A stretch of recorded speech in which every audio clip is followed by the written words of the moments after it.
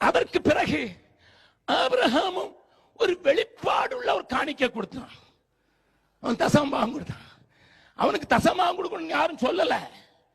ஆனா தசமபாகம் கொடுத்தான், ஆண்டவருக்கு கொடுத்தான். ஆனா தசமபாகம் கொடுத்தா ஆசீர்வாதம் வரும் எங்கேயும் எழுதல. ஹலோ ஹலோ, நான் சொன்னது கப்சிப் ஆகி போச்சு.